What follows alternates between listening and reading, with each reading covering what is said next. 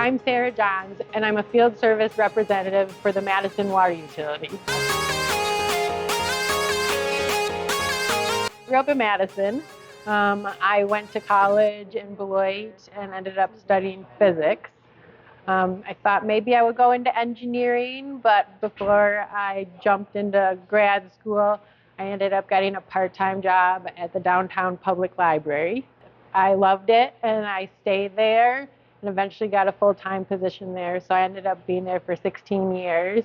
After a while, I then was ready for a change. I grew up in a family where my parents kind of moved from career to career and tried different things, and I got that bug also, and so I kept looking at different city job postings, and I first got a position with the water utility being a water quality sampler. From there I moved into this position. There are water meters in every building that receives water through the city, and it's my job to go into residential and commercial buildings and replace them so that we can test them for accuracy.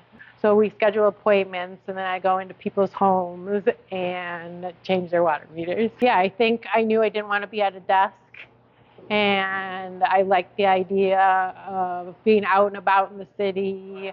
I'd drive around from appointment to appointment. But yeah, usually I show up to someone's house, they're expecting me. Quite often they don't know where their water meter is.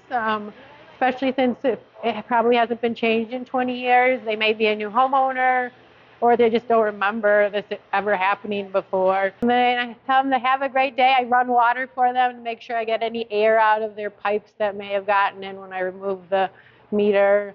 And then I go on my way to the next place. Honoring and recognizing women in fields that usually don't see very many females. I think it shows how strong women are, and they can be doing the same work that men are doing. It has been difficult at some times. When I first started, I did feel like I had to prove myself. I was very hesitant to ever ask for help. But then as I talked to my then lead worker at that time, he explained to me that the whole purpose of this job and the goal for these jobs is that anyone should be able to do them, and just figuring out the tools that you might need to complete them. My sister has always been a cheerleader for me, and when I was looking at different job descriptions, as I was trying to figure out what I wanted to do next, I would always be like, I'm not qualified for that. And my sister would always be like, you are qualified for anything you set your mind to. And even if you aren't qualified, apply.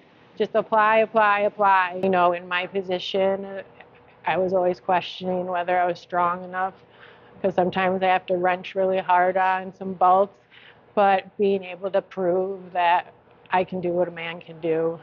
And I think that's what Women in Construction Week, and also just to highlight there are jobs and opportunities out there that you may not think of initially, because the people that you see out there in those positions may not look like you.